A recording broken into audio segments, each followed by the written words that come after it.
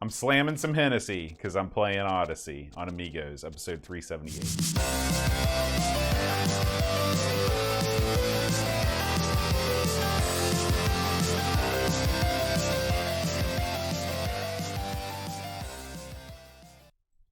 Hi, everybody. It's Amigos. I'm John. I'm Aaron. And man, this was an effort to get this one going. This is why you don't stack on 2 shows after the marathon. Clearly.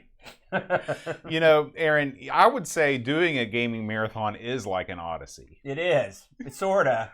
Lots of horrible disasters, occasional wins followed by heinous losses. And sometimes when you take the trip on an Odyssey, you're accompanied by a complete jerk, and that's the Brent in this case, who hounded me and accosted me through 7 to 8 hours of gaming. Now, if you could give just a 5-minute sort of teaser, because by the time that this comes out, I don't know when you plan on putting this up on the stream team, but what, you know, tell us some of the what can we look forward to on this year's Thanksgiving marathon? Well, I'd say Brent really angered me probably about 7 times. And then some moderate anger spread throughout generously. And then some key elements of absurd super anger. I'd say 2 of those. Where I just literally, I'm looking at a folding chair right there, and I wanted to get up, walk slowly over, and just pound him into the ground like a spike. What about the time when he asked you what you would put on the wheel? Did you? It's killing me. It's killing me. But hey, we got through it. That's another thanks for giving in the books. In case you're wondering at home, we're literally taping this Amigos directly after I just did a marathon. ARG presents Thanks for Giving marathon with the Brent.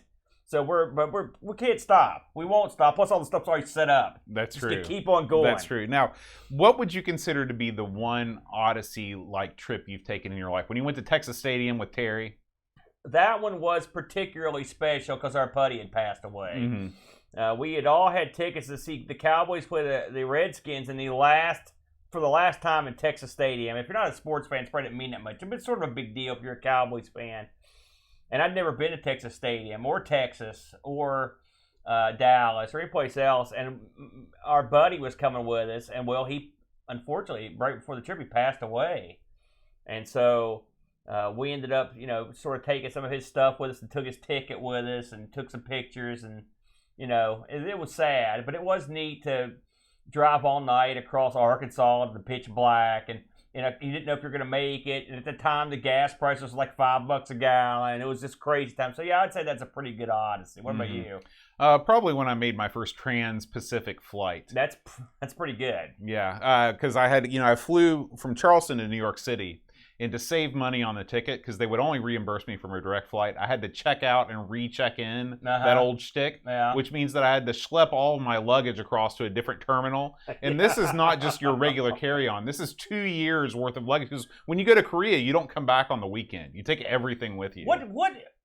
How do you plan out what to take on a voyage of that size? Well, when the way that I did it was wrong. That's how I would describe it. Yeah. The first thing was like, I definitely got to take my Xbox 360 because that thing is nice and light. Yeah. Okay, so I threw that in there. Okay. Then I threw some various clothes, some of which I needed, some of which I never wore. Yeah. Like my pleather pants. How often do you think I wore those? You had a pair of pleather pants, oh, yeah. like a rock star. Yeah. I thought I'd be king in Korea. Let me ask you a question about those pants as a sidebar. Because pleather is not leather, but it's sort of like leather. Mm-hmm. How hot did those get? Hot, real hot. How sweaty did you get down in those things? Well, I never wore them in Korea. But did you wear them anywhere? Yeah. What occasion did you think to yourself, I'm John Bodekar Chawler, this is the night I break out the leather pants? Rocky Horror. Really? Yeah. That's why I bought them, because my roommate Tom, he had some. Were you into production? No, but you know, you dress up when you go see Rocky. Really? You know, any other time? No, that was it. Any dates you wore those on? Oh man, that's a a good question. Like I might have worn them on a date. Did you date any of the ladies over there in Korea? I had a girlfriend over there. Okay. Did you wear the pants? No. The pants. Did you think to yourself, this is how I show off the goods? You know, now that I think about it, I don't think I brought those pants with me. Well, you're really ruining that for me, Bode. But anyway, let me just tell you this.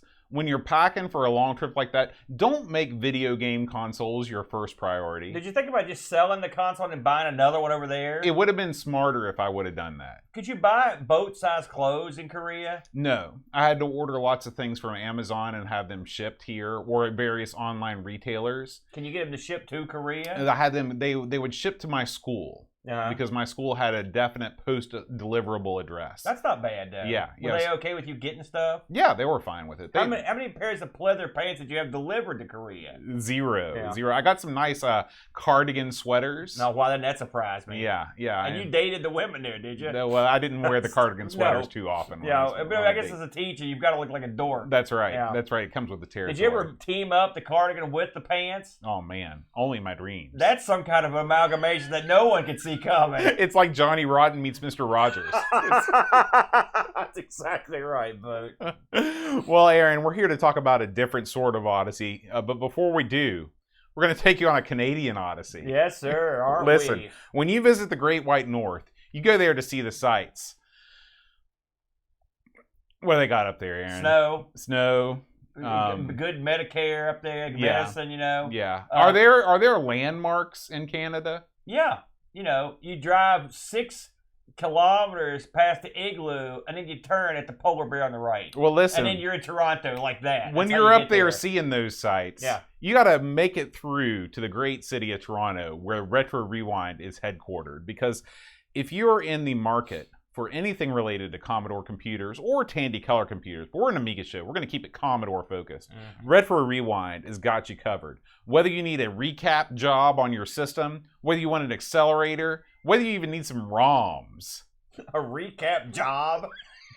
That's what they call it, right? That what they know it as? When somebody will call up Frank in the dead of night and just breathe heavily, Frank, I need a recap job. And Frank, you can see Frank, I'm going to do another one. I'm time to make the donuts. So I want you to go over to RetroRewind.ca and just avail yourself of the many things they have over there. And it doesn't matter if you have the lowly Commodore 64, as you referred to it the other week, or if you have a real computer like the Amiga. You can have anything done to any of your machines that is humanly possible from all the jobs. crack team. Yeah, all the jobs done. Yeah. He'll recap job, repair job. Just put a verb in front of the word job, and Frank will take care of you. Listen, aside from repairing and recapping, he'll sell you quality parts. He'll sell you accelerators. He will sell you SD card solutions.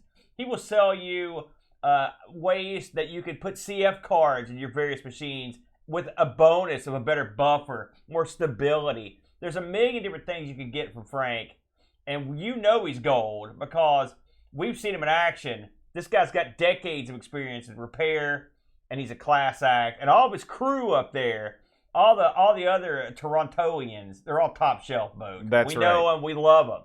So, RetroRewind.ca, use the promo code Amigos10 at checkout. Save yourself 10%. We thank Retro Rewind.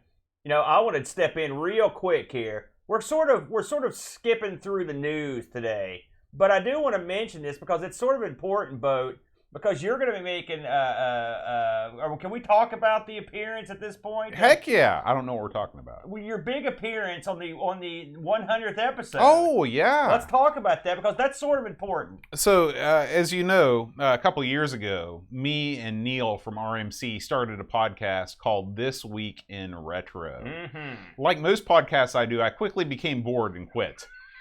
And but the show carries on and is much more successful, much like ARG Presents, much more successful since I dropped out of the picture. However, the fine guys over there, Agama, Velociraptor, Neil, they said, John, why don't you come back? It's episode 100, and rejoin and talk about your roots on the show. So I went back on there. And it is dropping. By the time you hear this, it will probably have dropped. It comes out on Saturday morning. If you're interested in hearing what we have to say about the retro news of the day, you can check it out. Did you call that dude a Gima on the show? That's what it's called, right? No, he has a name. Agima? Agama? I've never heard him called that except by us. That's because we can't remember nothing. It's like the third guy in Retro Hour. Dinosaur It's like Pie. Dan Rappy and that other guy. No, wrong show. You said every time. Listen. 100 episodes, and how many others were you involved in over there, you figure? I was involved the first 75. the first half, the first 50 or so. They've done 50 without you. You know? I remember when you told me about that pitch back in the day, and I was like, I don't know, Boat, but you guys made it work, and so that's sort of your baby. I mean, it was your baby from Joe Street.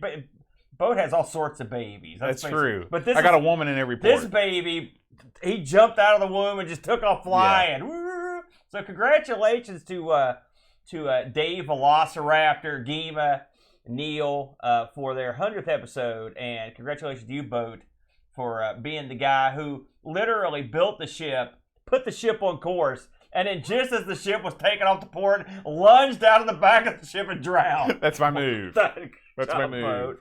And while we're on the subject, since we're kind of skipping past news this week, just a couple reminders. Go over and help the Retro Hour guys. They've got their book kickstarting now. And if you're into the Stephen Jones monitor gimmick, that's also still in the works. If you want to go over and fire that thing up, he's taking cash on that as well. So a lot of Amiga stuff going on now on the old Kickstarter as well. So certainly something you want to look into if that's your bag. Yeah, and we'll be back with a full slate of news next week. Yeah, no news this week at all. Nothing to even look at. Nothing. Did nothing happen. Nothing happened. All right, Aaron, let's talk about Odyssey.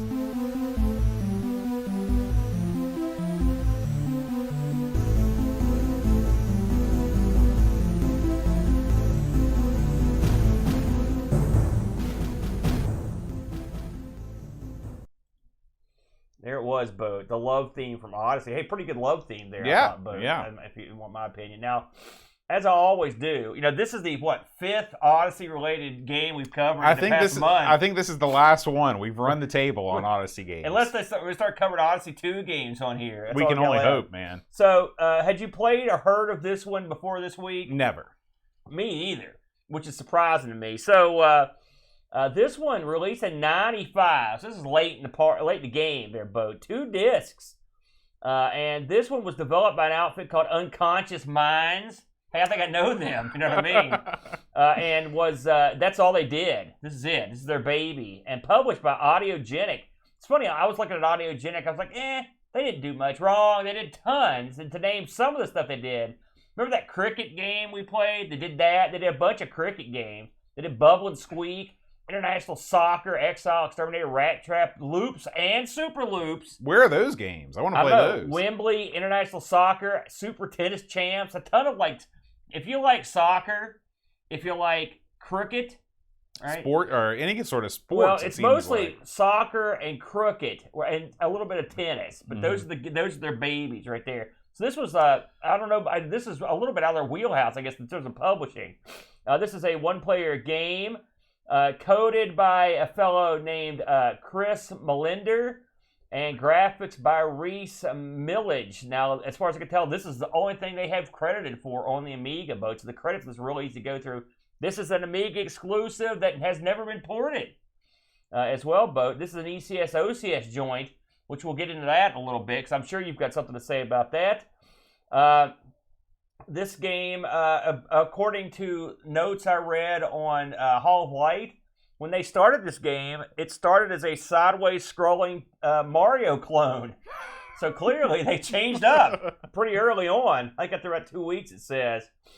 And that's the long and short of that. Now, this is a platform, a puzzle platform, I guess is the best way to describe this game. I think the perfect way to describe it when you say, Bo. I would call this a puzzle platform. Right, and so just because we always like that, we have to pigeonhole and put everything in its little package. So, Boat. This thing hones into view. It comes up. Your initial thoughts on the opening, the music, the way it's handled there at the beginning. Let's just get your pre thoughts, if you will. I started out with a very positive impression of this game. Okay, good. I thought graphically, your main character moves and is drawn very, very well. Yeah. There's a lot of Amiga games that fit this bill where you can tell getting the main character to move and to look just right was of paramount importance. Yeah. So when I first started playing this game, I was moving around. I'm trying to come to grips with the controls. It's a platformer. Yeah.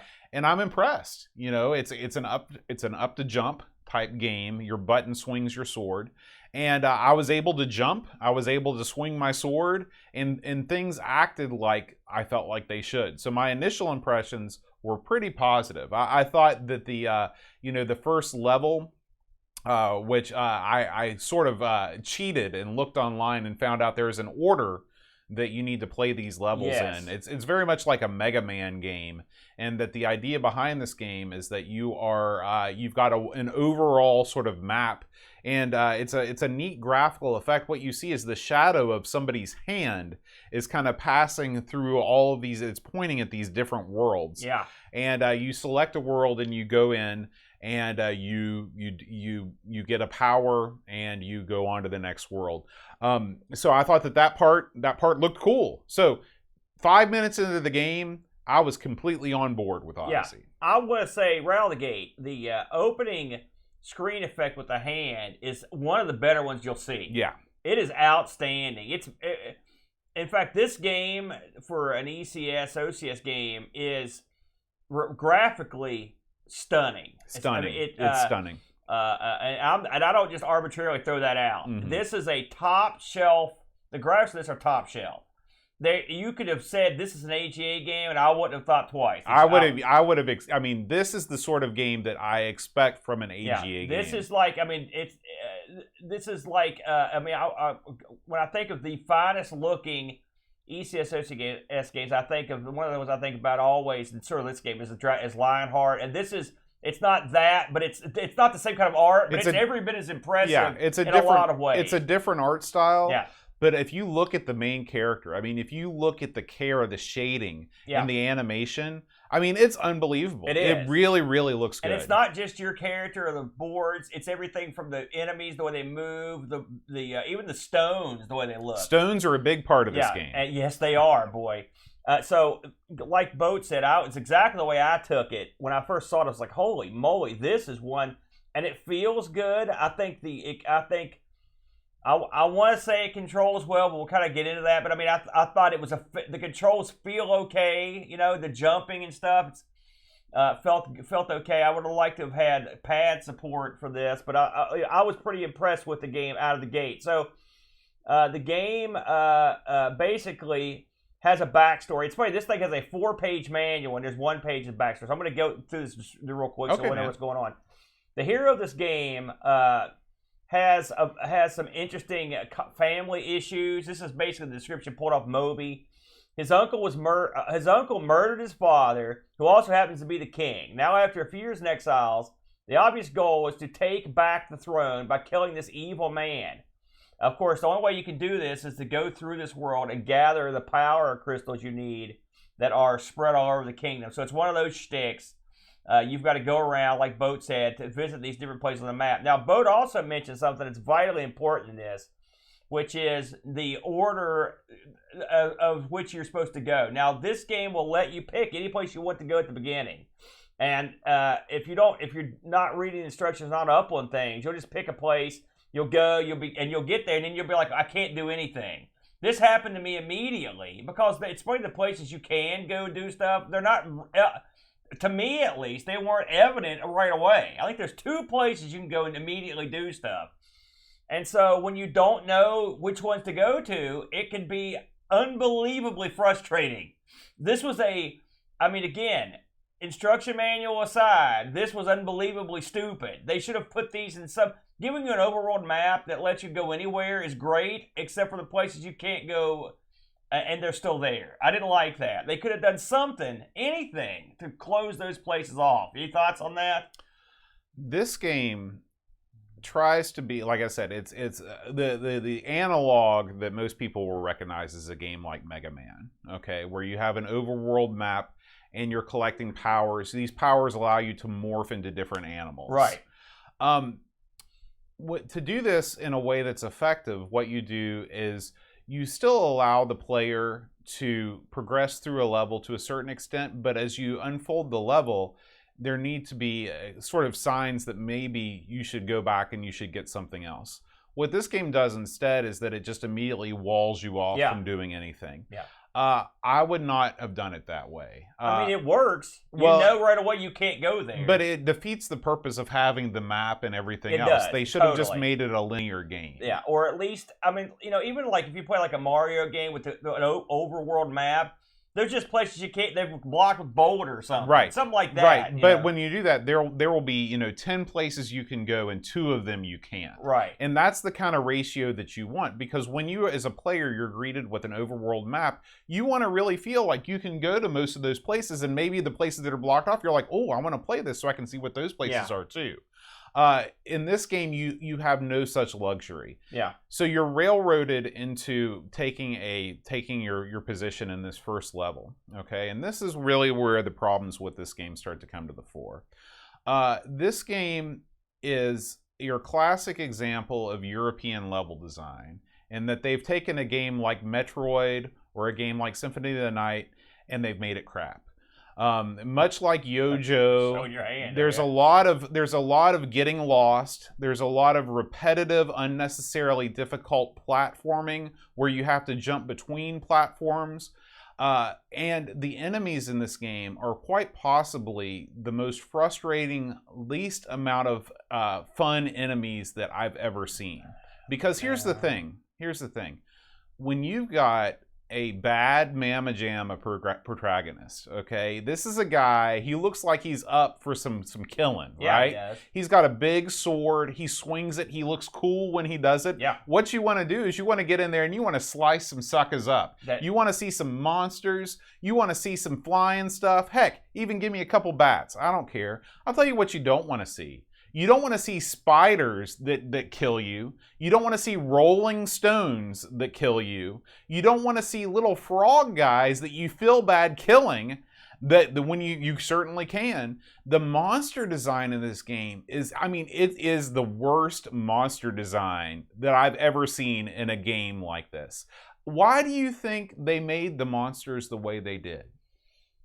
I would love to say you're wrong on anything you just said, because I really wanted to like this game a lot. It's got so much going for it. But listen, even as soon as you start playing the game, right away you know this is goofy.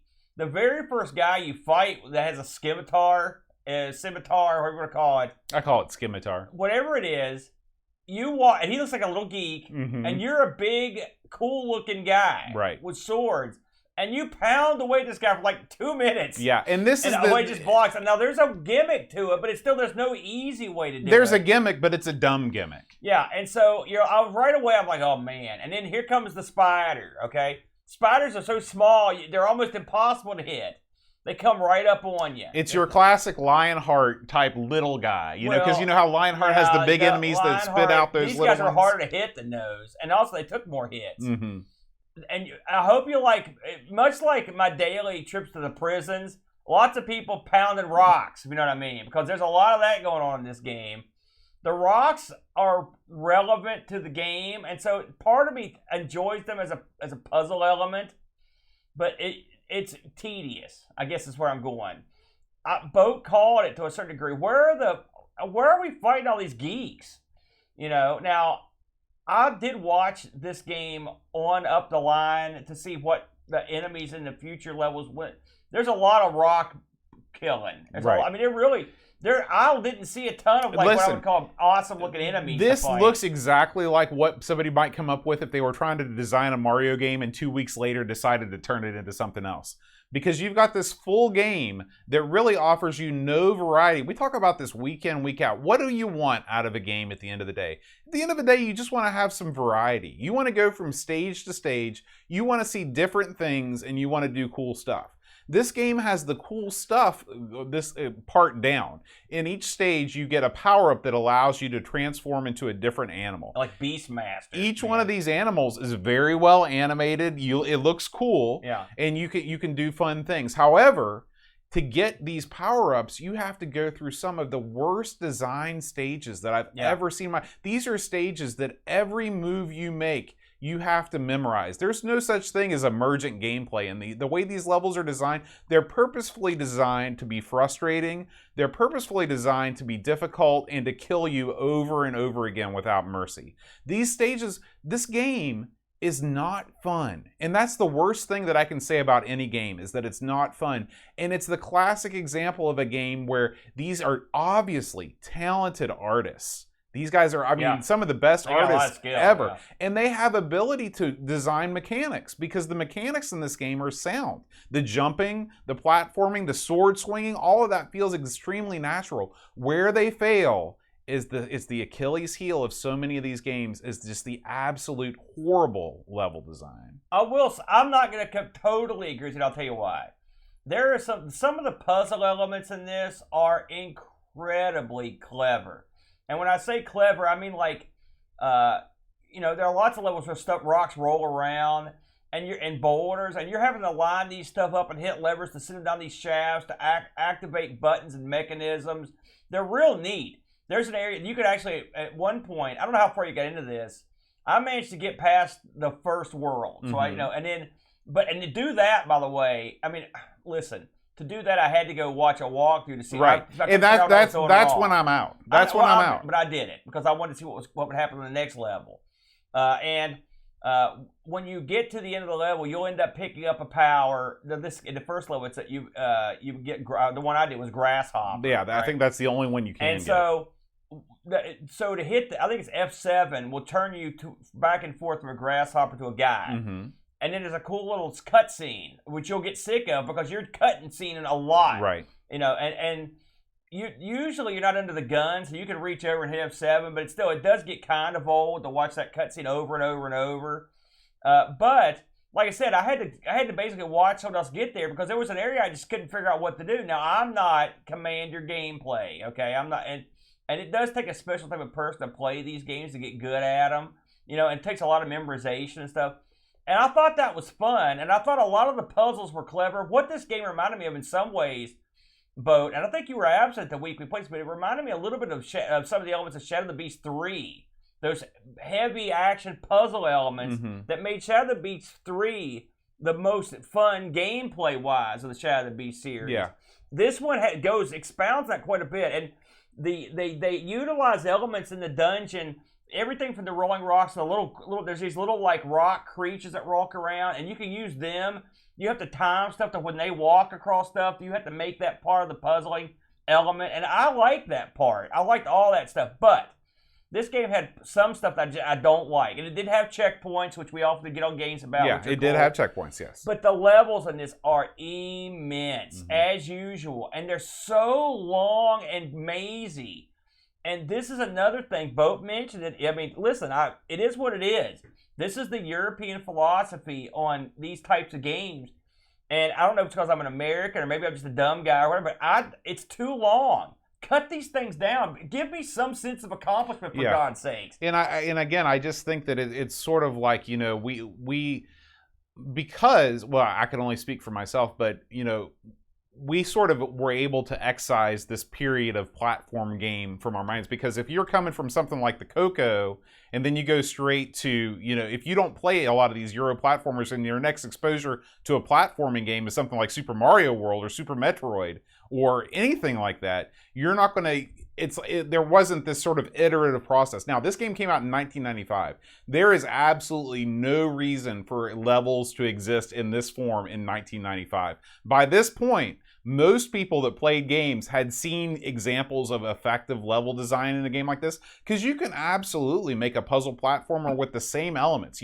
All those rock puzzles and stuff like that. I think that's super cool. What I think would have been cooler is maybe substitute the rocks for something else on other levels, because you can still implement those same types of things, but you got to give more variety in your environments. I mean, essentially in each level, you have a very Shadow of the Beast / Lionheart. It's this very sort of Roger Dean organic landscape part overworld, and then you go into a cave, and all of the caves look the same. Okay. Although they sound cool, and when you go in the first couple times, you're like, man, this is really neat. Yeah. But I mean, there's a lot of sameness. There's no doubt about that. And again, the platforming part of the game where you're running around, you're jumping, you're swinging your sword, That's the part of the game that really could have shined, because like I said, you've got this awesome looking dude that's running around. I mean, he looks super, super awesome. Again, I come back to a game like, it's like Super Castlevania 4 or something like that, where you are, you know, whatever Belmont you are, and you just look like a freaking awesome guy running around. This game has that same feel where you just feel like, man, I want to tear some suckers up,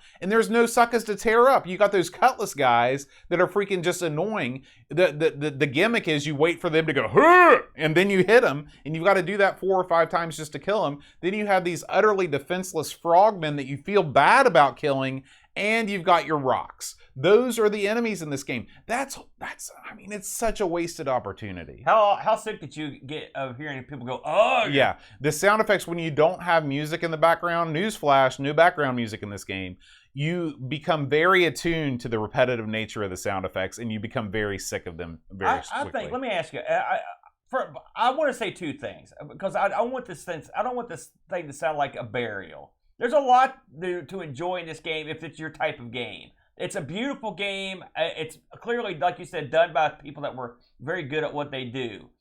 How many people do you figure worked on Metroid back in the day? Like 2. I mean, those Japanese teams were not nearly as big as you think they were. I mean, they were full of industry veterans who knew what the heck they were doing. But these were people that worked for Nintendo, had made games. These guys have no credit. Right. I mean, this is exactly... as a first effort, this is great. Yes, absolutely. You know, but as an end product, as a game player, I don't give a damn. Right, I know. I'm not justifying it, Bo. Don't get me wrong.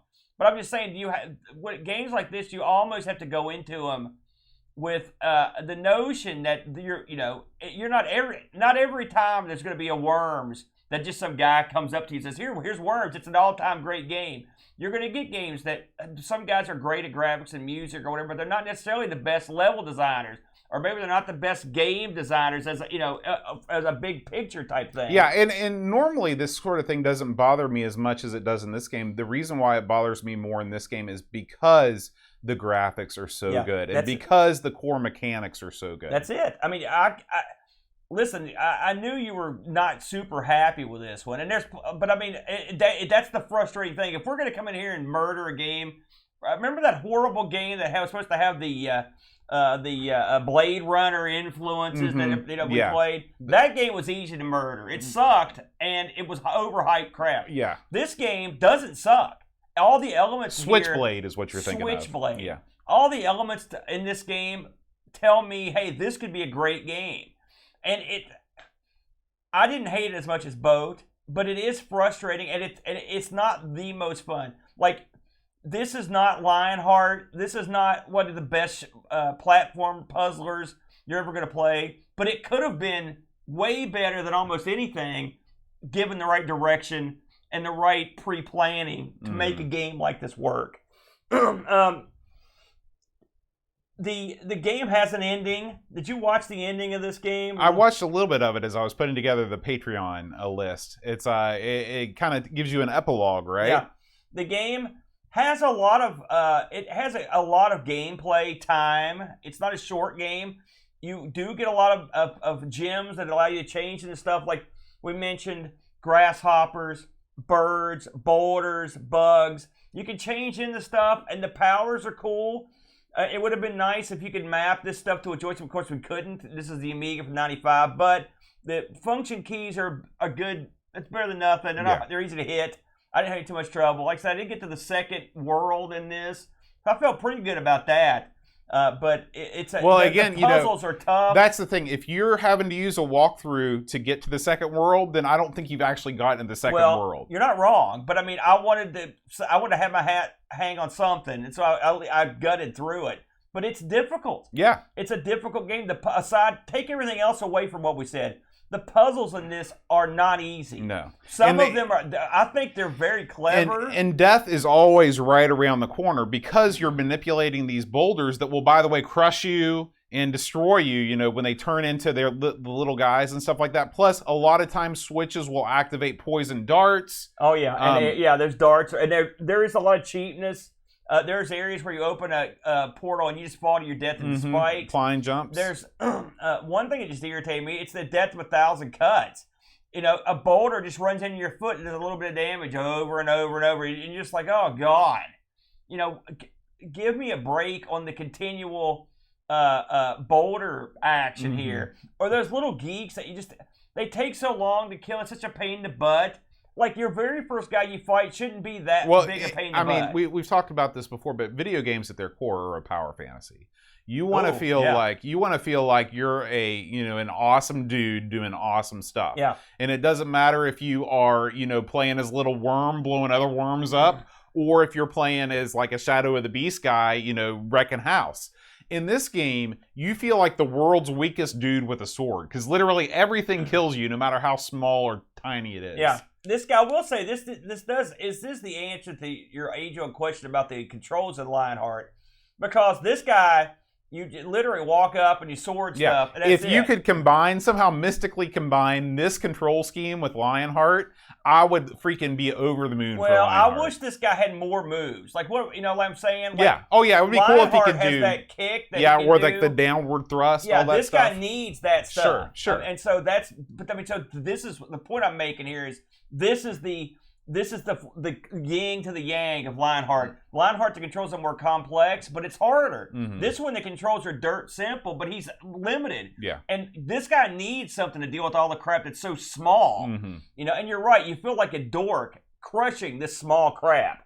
This is a strange game to give a rating to or a solid opinion. There's a lot of parts of this I really like, but like Boat said, is the game fun? Is really the end of it. It's not what I would call big fun.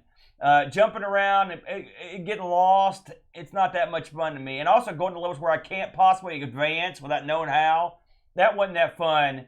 Having, again, the same old story. Why can't we have some stuff at the beginning that makes it easy? And the only thing I can think of is I honestly believe that these people were living in this bubble where the only games they played were other European design games. Like the whole world of Japan and everything that was going on over there just had no impact on them. And this is sort of the evolution of games of the old get lost Euro platformer. I mean, this is sort of the apex of that because, like you said, it looks great. It plays great, but that level design is still constant. I think a lot of this stems, it reminds me, we play a lot of ZX games, for example, right?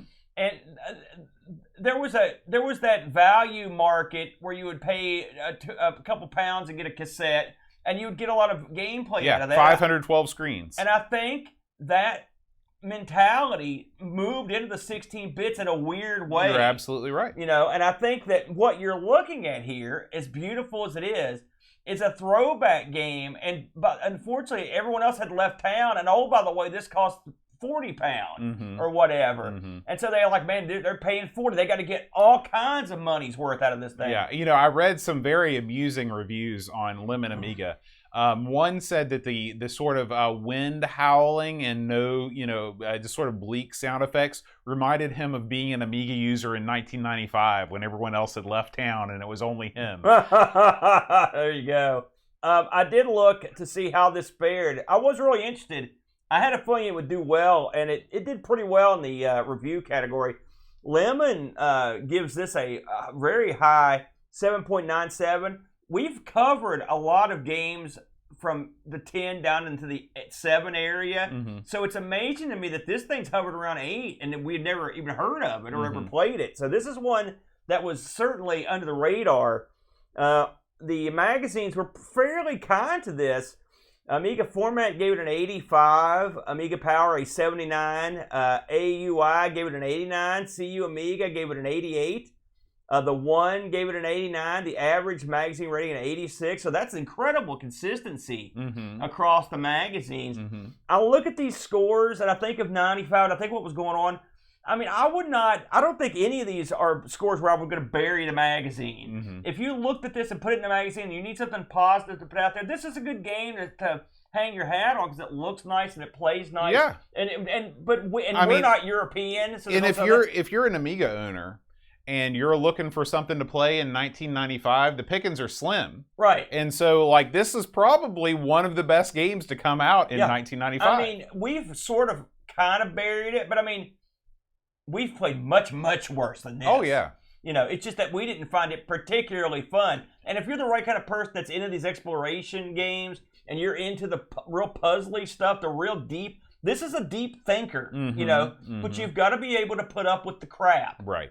Right. How do we do on Discord on this? We get any action? Yeah, we got one review from Graham W. Vebke, who I believe nominated this game for the selection committee. He says, this puzzle platform game, which is greatly influenced by the BBC microgame Exile, will frustrate people. It's not always apparent what you need to do, and the game doesn't follow the standard Amiga platform, say like Super Frog.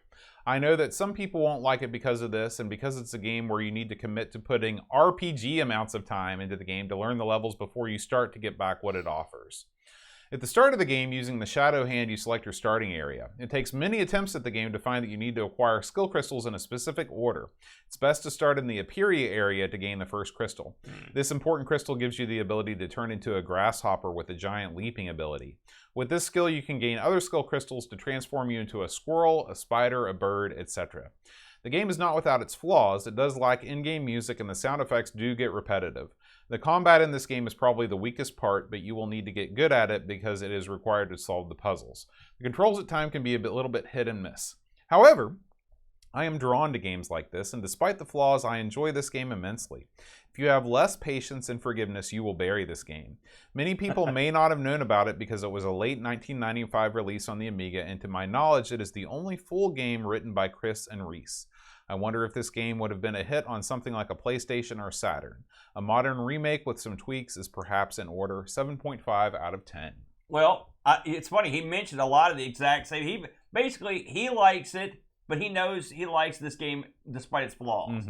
And he did say that people with a shorter attention span wouldn't like it. That's us. Yep. Or bury it. Yep. But I don't think we buried it. I don't think we buried it because I don't think it's a game that needs to be buried. It's just a flawed game. And again, it's the classic fans of the genre will appreciate it more than others. I think there are plenty of Amiga. If you haven't tried this one, I would try it. If for any reason, just to look at what was going on in '95, I mean, it's a shame that these guys didn't do more work because their abilities are outstanding. If I was working for a large developer, one of these corporate developers, and we were starting to get into the PlayStation era, I would look at this and I would say, listen, these guys have talent. Yeah. We need to get them teamed up with, they've got something they can bring to our team. Let's work together. Well, I don't see this sort of game would not do well on the PlayStation or the Saturn. However, what you're looking at here is something you might get a lot of action on, say like the GBA. I could see something like that working out real well for you. Yeah. Because those kind of games worked on there. By the time the Sega Saturn and the PlayStation came around, everything was moving towards 3D. You did have your Abe's Odysseys and stuff, so there were still some around, but for the most part, people were getting out of this sort of thing. I did look this up on eBay. I was interested to see what this was going for. Now, you've got some crazy prices. So I found 2 sealed copies. I've seen a lot of sealed stuff coming around, so if someone must have found something. You can buy this sealed at $700 or best offer. Wow. $130 or best offer. And then I've seen complete in box. There were plenty of these things going for $80 and below. Not too far below that. I saw one no box, $32. That's just a disc and a manual. The manual on this thing is thin. It's nothing to write home about. It's like a 4-pager. But there were plenty of these out there, Boat. I was surprised how many I saw. I mean, not in America, obviously, but I saw a lot of these things. So they're out there if you're interested in picking them up. But it wouldn't be the worst thing to get. I mean, the box is nice. The game is interesting. And graphically, it is one of the better ones we've looked at. I mean, in terms of graphics, this is like lush for the Amiga. I think it's for the ECS, OCS, this is another of your ever-popular daggers in the back of AGA. Well, it's only because it's true. There you go. The boat burial to end the review. All right, Aaron. Let's talk about what's been going on in the old YouTube channels. Let's get into it, Boat. We actually had a pretty good week here. We've got 3 releases on the Amigos Retro Gaming channel. I love the picture of you that pops up in there as I click on that. First, Boat, we had a look on the Coco show this week at the Grand Prix Challenge. Tell me about it. We buried that too, didn't we? Well, I liked it more than you did. Yeah. This is a super sprint type game on the Coco. It's very bare bones. but it was one of the first Coco 3 exclusive games that was released. So if you had a hankering towards the end of '86 to take advantage of your brand new system, then you were sort of forced to buy this. Look at your hat, Boat. I look awesome. I was just thinking as I watching us, that could have been from any time in the last 4 years. And I would have no idea when it was filmed. That's true. And so there it is, except for the background, I had no idea. But yeah, listen, Grand Prix Challenge. You can't go wrong with the Coco. I didn't like this game at all, though. So I will say and I love Diacom. God knows I love them. I did the stream on them, but yeah, I wasn't real impressed with that one. But get the full burial. You should talk about this, Boat. You put this up because this is pertinent to our next episode of the Coco Show. Right. So next episode of the Coco Show, we are going to be doing Jumpin' Joey, the newest game from Australian wunderkind Nicholas Marentes. The wunderkind, yes. And this, apparently, this is the version 1 that has some screen flickering and other things that is not present in the upgraded version. So I will be sending you that version, Aaron, to play. Very good. Post-haste. And you can check out Buck Owens' video, which Nick informed me we should use instead of my video because it does not include those graphical glitches. We should mention that Jumpin' Joey's... as you mentioned, Nick Marentes' new game is available for purchase That's right now. You can pick it up right now at nicholasmarentes.org/au. Yeah, but you got that memorized. No, I totally made that up. Don't go there. You can go. I think it's nickmarentes.com. Just look up Nicholas Marentes and you'll come up. And I'll put something in the show notes for it. But yeah, it's a good little Frogger clone with some added Nick magic. Nick, I don't think we've ever played anything he did that we didn't like. I think I've liked everything he's ever done. And listen, you can't have enough Frogger in your life. In this case, Jumpin' Joey the Kangaroo. It should be a good time. Well, I guess I'll talk about what me and the Brent got up to last week. So we had a chat choice come up. And the chat, to my glee and delight and surprise, they actually picked the TI 994A boat, the 4A. And Brent, I got to give him the credit because I buried him earlier because he literally made my life not so good. But he picked a great game this week on the TI called the Moon Mine, which he also mispronounces the title in the opening Moon Miner. Yeah, but this game, where does this fit on my life? I played this and actually was so proud of my high score I posted it. I never do that. This is a great game, the TI.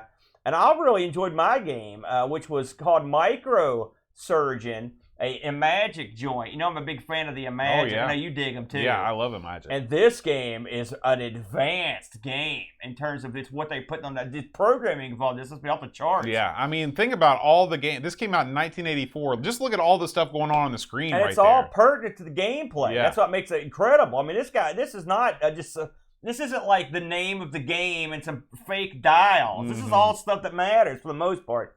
So anyway, that's TI-994A. Check it out, whether you're a TI fan or not, because maybe you'll become a TI fan. I'm becoming one very quickly, Boat, from just playing on these various shows. We also had 2 important releases over at the Amigos Stream Team channel, Boat.